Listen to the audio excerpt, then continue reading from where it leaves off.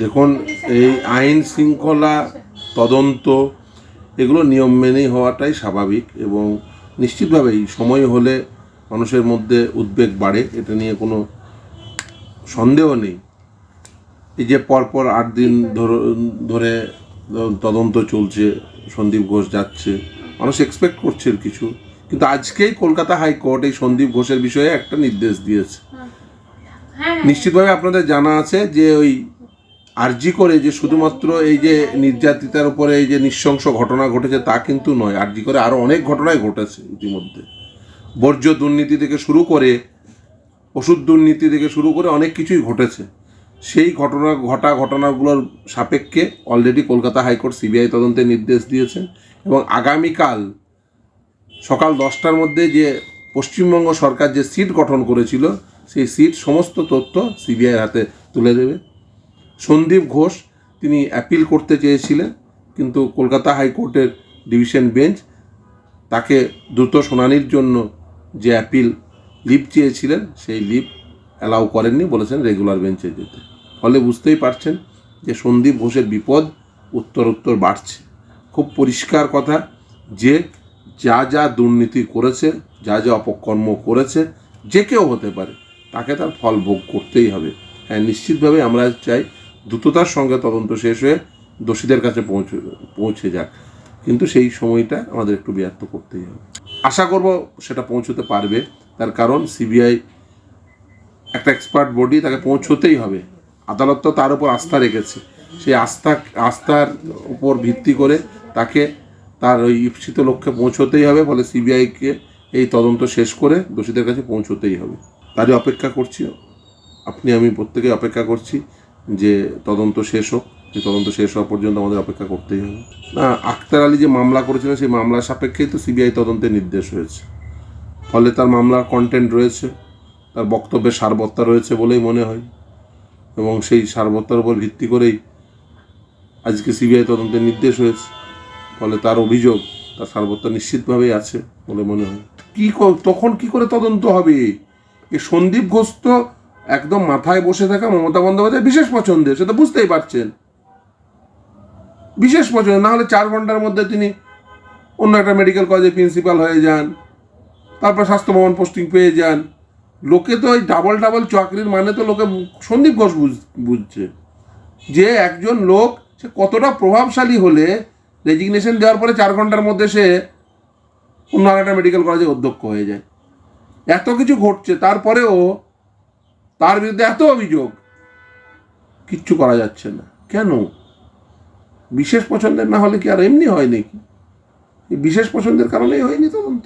দেখুন, আমি নিশ্চিতভাবেই পড়ুয়াদের এই তাদের যে ক্ষোভ বিক্ষোভ রয়েছে সে নিয়ে তো কারোর মনে কোনো সন্দেহ নেই। তারা ইমার্জেন্সি পরিষেবা সেটাও চালু রেখেছে।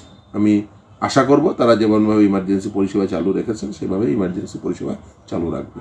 যে কোনো মানুষের ভারতবর্ষের যে কোনো প্রান্তে যাওয়ার অধিকার রয়েছে, পিসফুল ডেমনস্ট্রেশন দেখানোর অধিকার রয়েছে, এবং তাদের একসঙ্গে সম্মিলিত হওয়ারও অধিকার দিয়েছে। এটা সংবিধান বর্ণিত মৌলিক অধিকার। কিন্তু দ্বারস্থ যিনি হয়েছিলেন, আজকে তার শুনানি হয়েছে, রায়টি প্রত্যাশা মতোই যা হওয়ার তাই হয়েছে। ফলে আমি মনে করি যে এই ধরনের সরকার, যারা স্বৈরাচারী সরকার, তারা মৌলিক অধিকারকে এক্সারসাইজ করতে দিতে চান না বলেই তারা বারবার ভীত সন্ত্রস্ত হয়ে পড়েন, এবং এই ক্ষেত্রেও তাই হয়েছেন।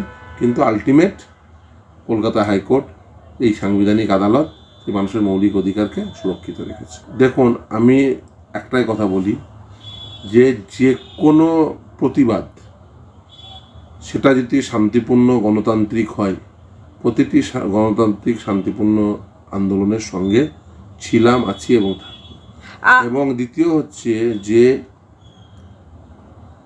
প্রতিটি মানুষ, প্রতিটি ভারতীয় নাগরিকের মৌলিক অধিকারকে সুরক্ষিত রাখার দায় প্রতিটি ভারতীয় নাগরিকের, এবং সাংবিধানিক মূল্যবোধকে সুরক্ষিত রাখার দায়ও প্রতিটি ভারতীয় নাগরিকের।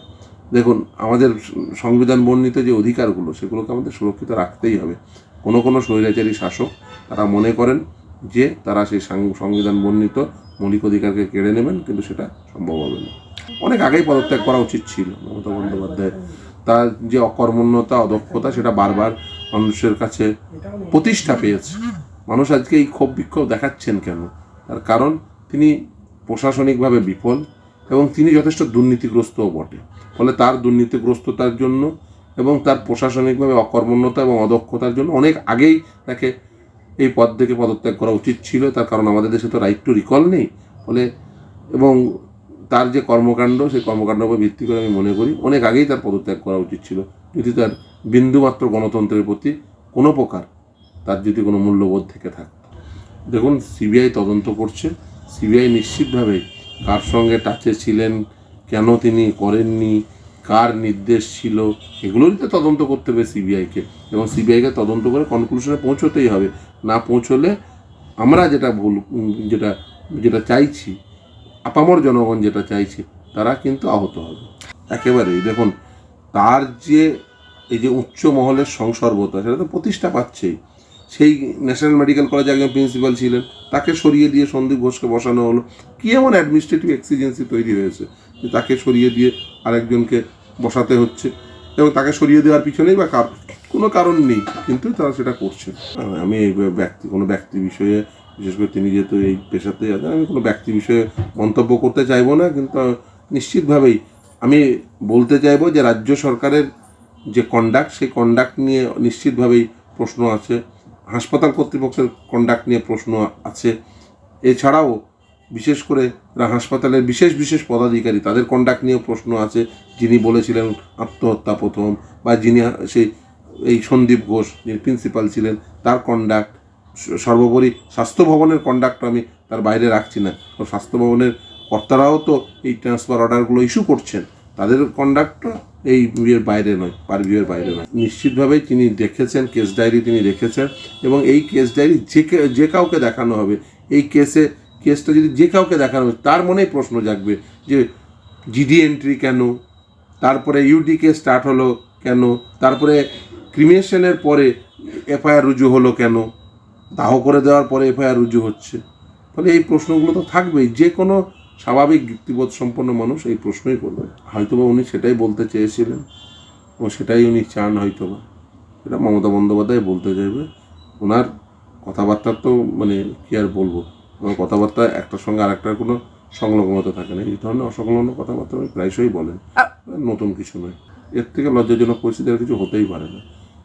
আমি তো সেই জন্যই বললাম, মমতা বন্দ্যোপাধ্যায় এর আগেই পদত্যাগ করা উচিত ছিল। যে তো ল অ্যান্ড অর্ডার মেনটেন করতে পারে না, যে পাবলিক অর্ডার মেনটেন করতে পারে না, সেই প্রশাসন রেখে লাভ কি? আর সেই প্রশাসনের মাথা হয়ে বসে মমতা বন্দ্যোপাধ্যায়কে রেখে লাভ কি? ইমিডিয়েট পদত্যাগ করুন। ওর ইমিডিয়েট পদত্যাগ করা উচিত বলে আমি মনে করি। ও যদি সামান্যতম গণতান্ত্রিক মূল্যবোধ থেকে থাকে, তাহলে ইমিডিয়েট পদত্যাগ করা উচিত বলে আমি মনে করি।